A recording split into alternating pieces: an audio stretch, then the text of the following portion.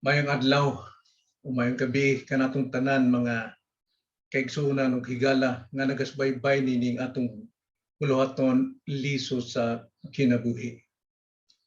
Bukong isaysay kaninyo kung giunsa nako pagdaog sa kahadlok. Kung giunsa nako pagdaog ang kahadlok sa akong kinabuhi. Tinuod kahadlok ang migapos sa akong tibuok pagkatao niining mga adlaw nga lumalabay. Kay tungod nawad-an ko og panimaho, nawad-an ko panglami, gihilantan, giubo, gipunga, nagkalisod sa pagaginhawa. Busa giambulansya ko paingon sa LBH, Ilongos Leyte Baptist Hospital. Og dito nag-positive ko sa antigen. Apan dili ko nila ma-confine kay puno ang hospital. So busa ilang gi-contact ang LGU sa Inupakan aron kuhaon ko og giuli sa balay. Og naka-schedule ko kauban ang akong pamilya sa pagpaswab pagkaugma. So didto mi sa swab center og ako na swab nga akong asawa apan ang akong anak nga si Samson wala nila iswab kay tungod wala puno sa listahan. Apan pagkaugma maigsuon dili na namo maantos tan-aw ng among anak nga naglisod sa pagginhawa. Dili na kalihok, dili na ka sulti busa among gitawagan si Pastor Lolong aron mo kontak siya makuha siya ambulansya og dadon si Samson sa hospital. Og diha dayon miabot ang ambulansya og gidala si Samson sa hospital og ako ang nabilin nag-inusara sa balay nga naglisod sad ko sa pagginhawa. Wala madugay nga ng adlaw mitawag ang akong asawa nga kuhaon kuno ko sa ambulansya kay tungod si Samson nga akong anak gi-confine, gi-admit tungod nakita ni Doktora Babet nagkalisod na ang akong anak. So busa yang gi-admit og gipangutana hain man ko ingon ang akong asawang si Bet nga to ako sa balay. Busa miingon siya nga kinahanglan dadkon siya diri aron i-confine usab kay tungod tingalig ba disgrasya. Og salamat sa Ginoo tungod sa pagpaningkamot ni Doktora Babet nga i-allocate me og kwarto sa ospital na confine gud ning mag-ama. Kauban ang akong asawa mo magbantay kanako og si Brother Ebet mo ngay magbantay kang Samson.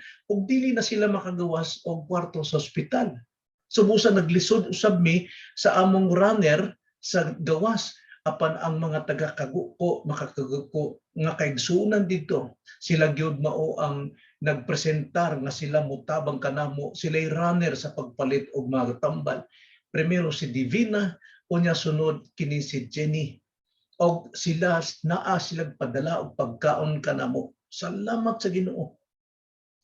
Unya si Jenny sa pila ka adlaw na akong pagka-confine ang akong anak, gusto namo nga mabalhin mi ang akong anak dito sa quarantine facilities sa Inupakan ug ako dinhi sa home sa balay ari ko mag-quarantine. Salamat sa Ginoo kay misugot pod ang tag-iya sa balay nga diri mi naka-quarantine. Na may pila ka adlaw na karon musimana na pan wala gyud gawas-gawas sa balay. Kay tungod naa ang tanang mga barangay naglantaw kinsa galitong maduol kanamo ila pong sakpon aron ilang iswab unya i-quarantine. O tinuod daghan man po'y mga nag-positive bisan pa ang pamilya ni Pastor Lolong. Tibuok pamilya tuagid sila karon sa quarantine facilities kay tungod sila nag-positive. Kahadlok tinuod mga igsuon. Giabot gyud ko kahadlok og kabalaka tungod sa akong kahimtang. Mao ang migapos, mao ang ulipon sa akong kalag ni adtong mga adlaw. Tungod sa maong virus, tungod sa akong anak, tungod sa akong asawa, tungod sa bayronon sa ospital. Apan ang pangutanan nako sa akong kabalingon, kinahanglan bang magpaulipon ko niining kahadlok? Nganong ikaw kalag ko nga naa nagkalisod ug nag nag-grieve ka diha sa imong kaugalingon.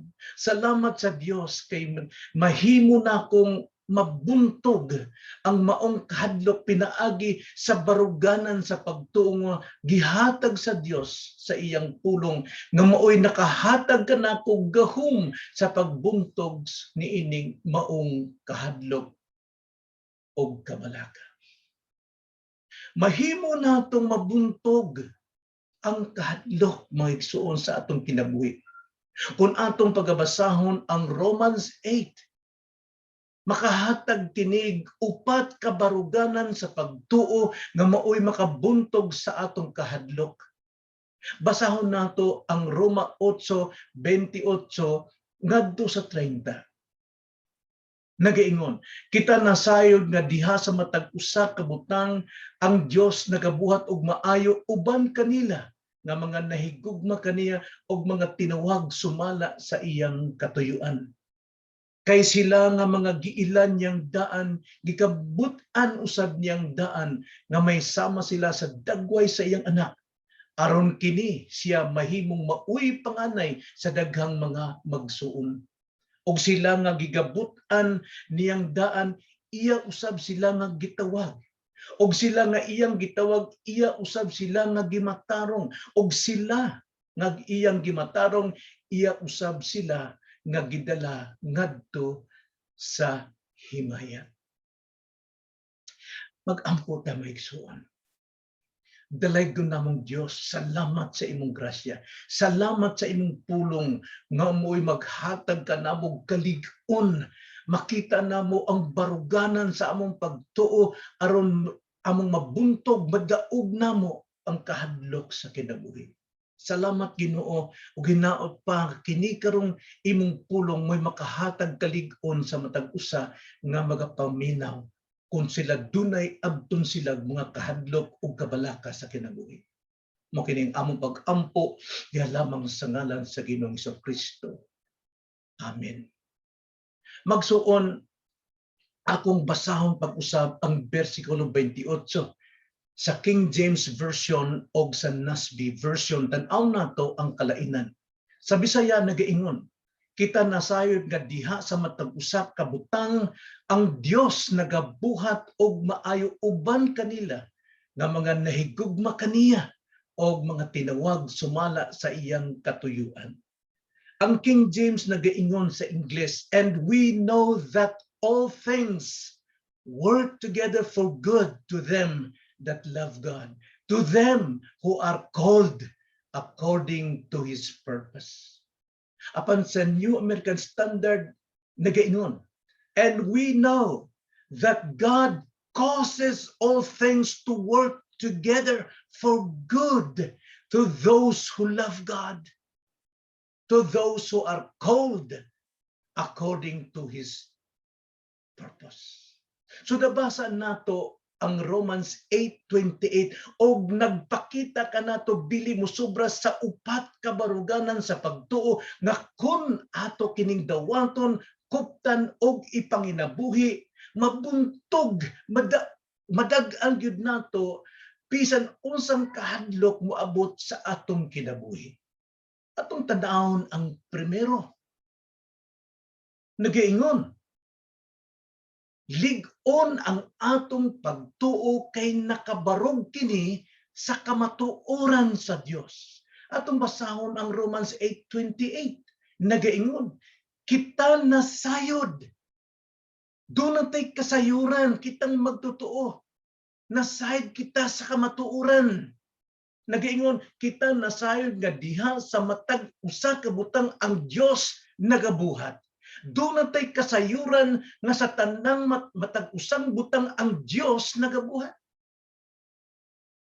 So gikan sa iyang kamatuoran, nasayran nato ang magpalig-on sa atong pagtuo. Nga ang Dios nagabuhat kauban sa tanang mga butang. Why aksidente? Mao ni kamatuoran magpalig-on sa atong pagtuo. Nga why aksidente sa tanang panghitabo sa atong kinabuhi. kuyaw man kini, ngit-ngit man kini, kalipay man kini, kasadya man kini, kaguol man kini, bisan ka pobre o pagadato, walay nahitabo nga aksidente, mao kini ang kamatuoran nga ang Dios nagalihok, nagabuhat siya. O kining pagkamatuoran nga atong nasabtan, kini pinaagi sa pagpatalinhog nato sa pulong sa Dios. Ang pulong sa Dios muhatag kanatog pagtuo tungod sa kamatuoran nga atong nasabtan. Romans 10:17. Busa ang pagtuo magaabot gikan sa madungog, og ang madungog magaabot pinaagi sa pagwali may tungod kang Kristo. Madawat nato ang pagtuo pinaagi sa atong pagpatalinhog sa pulong sa Dios nga mao ang kamatuoran. Nganuman kay kini gitudlo kanato niining pagwali nining pulong, gitudlo kanato ang kamatuoran, ug ang kamatuoran makahatag kanato kagawasan. Nagaingon ang si Ginoong Kristo sa John 8:31-32, unya si Jesus miingon sa mga Hudyo nga misalig kaniya, kung pabilin kamo sa akong pulong, nan kamo tinuod gayod nga akong mga tinunan, og kamo mahibalo sa kamatuoran, masayran ang kamatuoran, og ang kamatuoran magahatag kaninyo kagawasan. So busa ang kamatuoran diha sa pulong sa Dios, mao ni makahatag nato lig-ong pagtuo.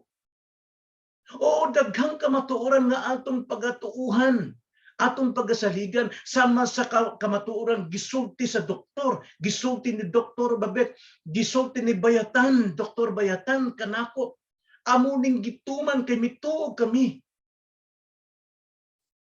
Apan kini alang sa kaayuhan sa atong mga balatian sa panlawas. Apan pag-abot sa espiritual, nga kalambikit sa atong kaluwasan, pagtuog gikan sa kamatuoran sa pulong sa Dios. Mao na ang pagtuog gikan sa pagpaminaw sa pulong sa Dios, dili pagtuog gikan sa mga sulti sa mga professional na mga tao. Ang pulong sa Dios mao'y makahatag kaluwasan sa atong kalag. Kamatuoran sa Dios ray makapabalaan kanato mga igsuon. Kamatuoran sa uban nining kalibutan makapaayo sa atong pagpanginabuhi, makaayo sa atong mga kaluwasan, mga balatian. Apan ang kamatuoran sa Dios mauray makapabalaan kanato kay tungod mao kini makahatag nato kinabuhing dayon. Mingon si Kristo sa John 17:17, balaan na sila pinaagi sa kamatuoran. Ang imong pulong mao ang kamatuoran.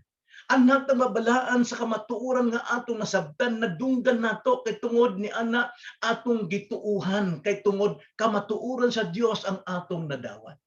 Subusa ang kamatuoran nagaingon sa John 17:3, og ang kinabuhing dayon mao kini, ang ilang pagpakaila kanimo nga mao ang bugtong tinuod nga Dios og kang Hesukristo nga imong pinadala. Pagkaila kanimo, nasayod kita nga usaray Dios o usaray gisugo sa Dios nga mamatay alang sa sala sa iyang mga katawhan, mao si Kristo Jesus. Busa kinabuhing dayon ang kamatuoran gikan sa pulong nga atong gituuhan. So busa ang atong pagtuo mga igsoon, grasya kini nga makadawat sa tibuok grasyas kaluwasan. Nagaingon Efeso 2:8, kay tungod sa grasya kamo nang aluwas pinaagi sa pagtuo.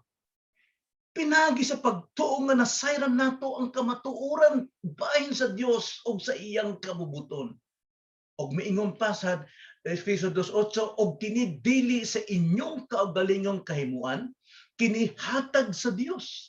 Dili tungod sa mga binuhatan aron walay bisan kinsa nga magapasigarbo. Mao ni ang nasayran natong kamatuoran nga atong gituuhan, niining wala tay kapakyasan. Mao ni ang mubuntog nga pagtuo sa tanang kahadlok sa atong kinabuhi nga mugapos kanato.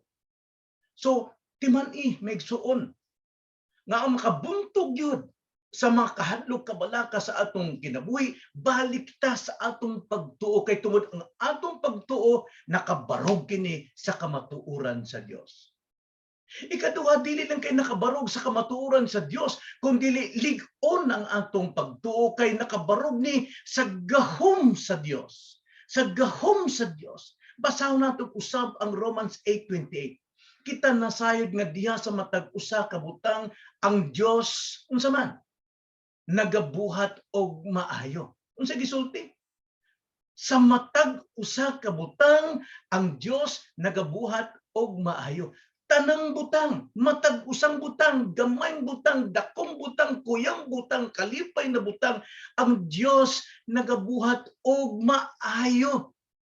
Kontrolado niya ang tanang panglihok, kontrolado niya ang tanang butang. Naa sa iyang gahom o ang atong pagtuo nakabarog diha sa gahom sa Dios. Siya ang namamahala, siya ang nagpapahintulot, siya ang nagsasakatuparan ng lahat ng kanyang nilikhang bagay upang gawin sa ikabubuti sa mga nagmamahal sa kanya. Lig-on ang atong pagtuo bisan pa niining COVID-19 mga igsoon. Kay tungod nakita nato nga ang Dios wala magpasagad kanato. Wala nato madungog ang Dios, wala ta makabati kaniya, wala ta makakita kaniya. Nagpanlihok ang tibuok kalibutan daw murag wala ang Dios apan tanang butang na sa gahom sa Dios tungod kay siya may kontrol. Busa wala magpasagad ang Dios kanato. Kontrolado niya ang tanang butang alang sa atong kaayuhan. So busa kini ang atong pagsalig. Ang atong pagtuo nakabarog dinhi sa tinuod sa gahom sa Dios. God is in control. So dili lamang kay ang atong pagtuo nakabarog diha sa kamatuoran sa Dios o sa gahom sa Dios, ikatulo. Lig-on ang atong pagtuo kay nakabarog ni sa gugma sa Dios. Gugma sa Dios. Basahon nato otro ang Romans 8:28. Kita nasayod nga diha sa matag usa ka butang ang Dios nagabuhat og maayo uban kanila nga mga nahigugma kaniya. Unsay gisulti? Dios nagabuhat og maayo uban kanila nga mga nahigugma kaniya. Kinsa maning nahigugma kaniya? Kay sa pagkatinuod sumala sa balaang kasulatan, why tao nga nahigugma sa Dios? Wa. Apan ang Dios nagabuhat kanila alang sa ilang kaayuhan. Tanang butang sa Dios bisan unsa kabug-at kanato, kaayuhan alang kanato kang kinsang kaayuhan sa mga nahigugma kaniya. Apan timan why taong nahigugma sa Dios? Gawas kon ang Dios unang muhigugma kanato, makasinat itag gugmang tinuod maigsuon. Sumala sa John 4:19 nagiingon, kita nahigugma tungod kay siya mao man ang unang nahigugma kanato. Mantigot tang mahigugma sa atong isikataw, mahigugma sa Dios, mahigugma sa nga buluhaton sa Dios kay tungod siya mao ang unang nahigugma kanato. So busa nagiingon sa verse 10, no? Balik ta sa 1 John 4:10, niini ani ang gugma, dili nga kita nahigugma sa Dios kundi nga siya mao nahigugma kanato og nagpadala sa iyang anak nga halad pa si uli alang sa atong mga sala.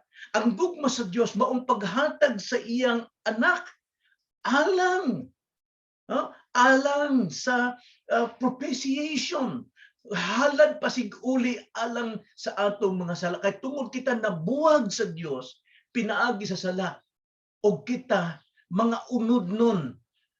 Busa, why tao makahigugma sa Dios kay nahibulag o unod nun, kaaway kita sa Dios. Kaaway nato ang Dios. Romans 8:7-8 nagaingon, kay kaaway sa Dios ang pangunahuna nga alang sa unod.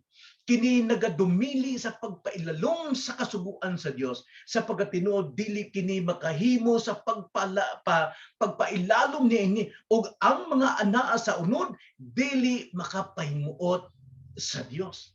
Kitang tanan kontra nato ang Dios. Apan nagaingon dinhi sa atong bersikulo nga ang Dios nagabuhat og maayo alang kanila nga mga nahigugma kaniya.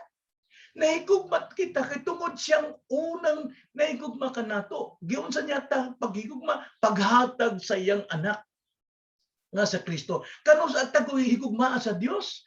Romans 5:8 nag-ingon, apan ang Dios nagapadayag sa iyang gugma alang kanato pinaagi niini nga bisan sa mga makasasala pa kita si Kristo nagpakamatay alang kanato.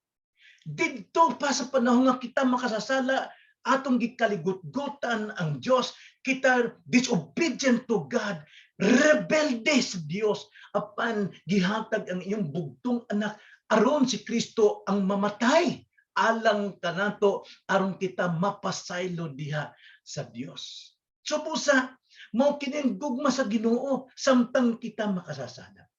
Kung gihigugma kita sa Dios samtang makasasala pa, unsa namang karon mga anak nata sa Dios?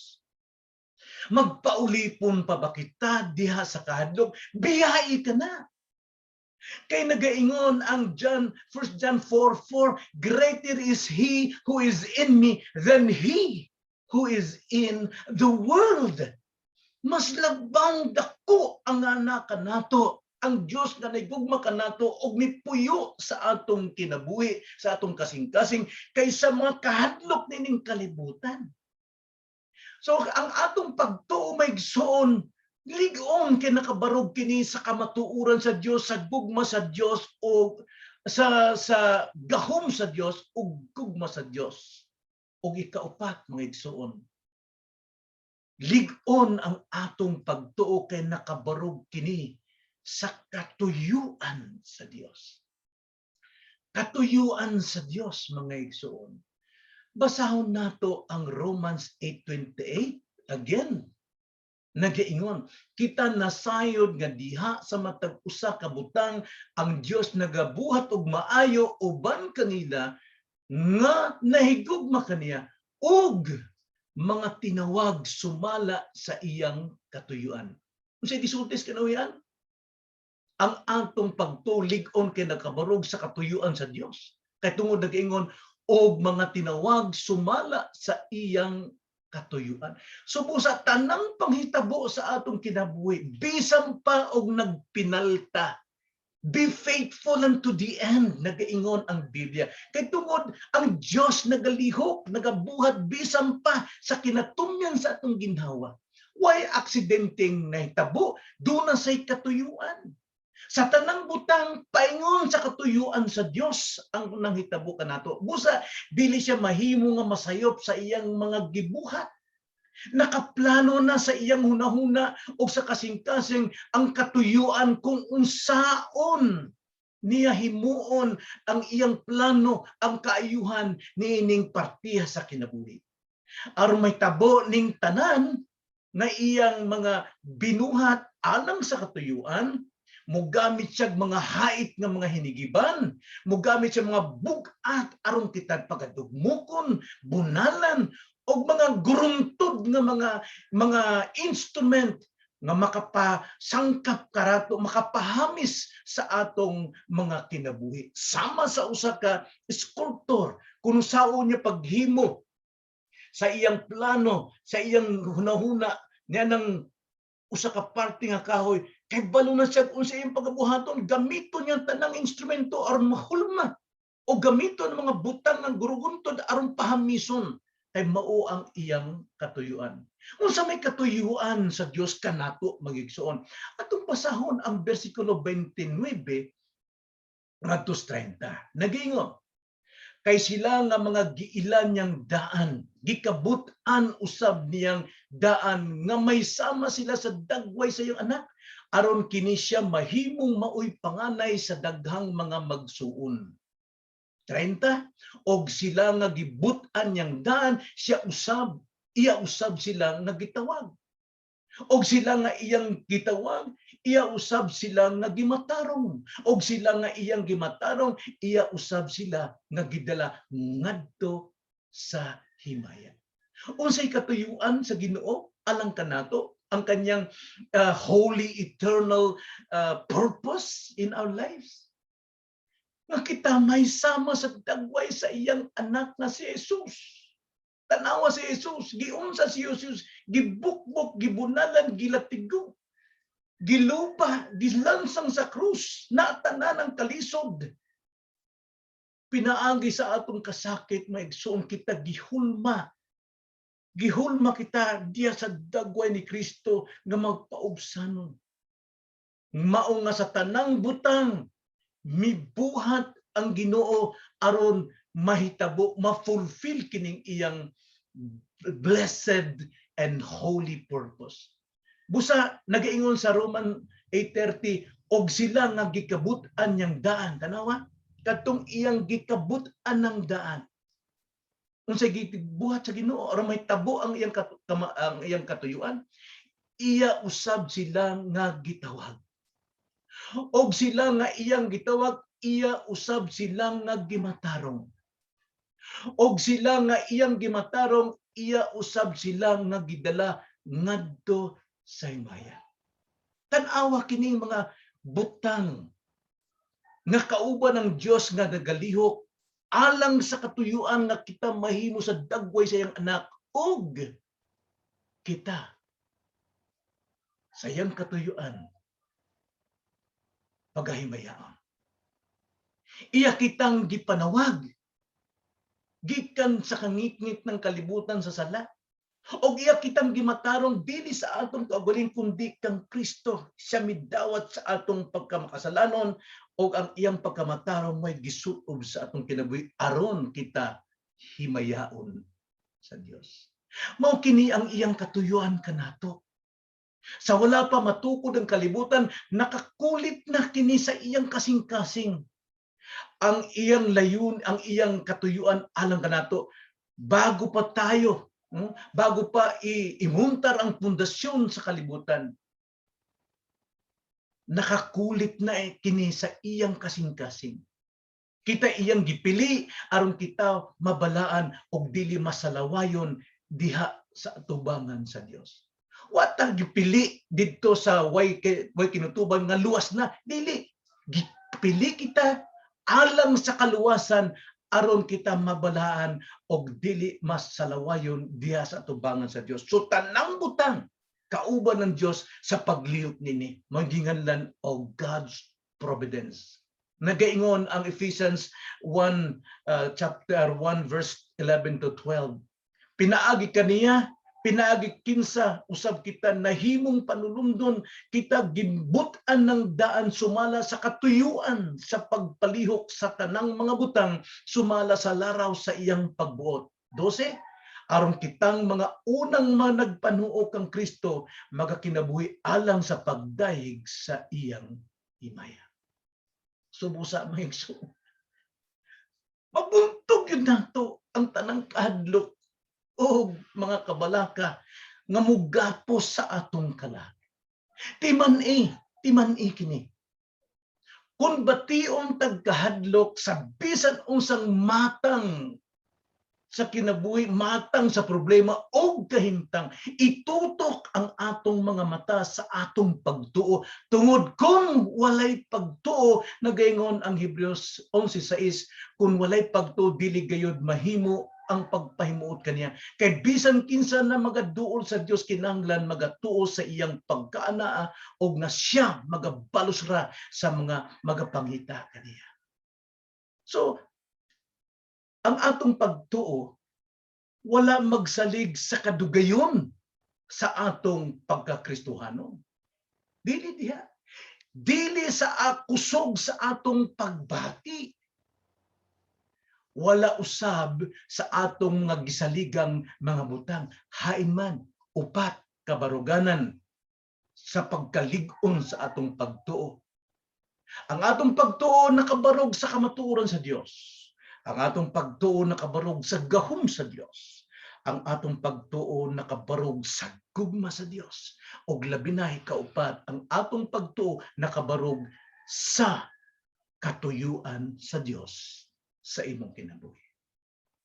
Mag-ampo ta, mga igsoon. Dalaygo namong Amhan, salamat sa tanang panghitabo kay wala gyud ka masayo. Walay aksidente. Kinahanglan lamang namong among itutok ang among mga spiritual eyes sa pagtuo nga nadawat namo gikan sa imong pulong kay tungod ang imong pulong kamatuoran ug ang kamatuoran mo'y makahatag namo kagawasan. Mabuntog gyud namo sa tanang matang sa kahadlok, tanang matang kabalaka nining kabuhi kinabuhi. Mubarog kaming lig-on kay tungod anaa kanamo ang imong kamatuoran, ang imong gahom, ang imong gugma, o ang imong katuyuan. Kini ang among pag-ampo diha lamang sa ngalan sa Ginoong Hesus Kristo. Amen.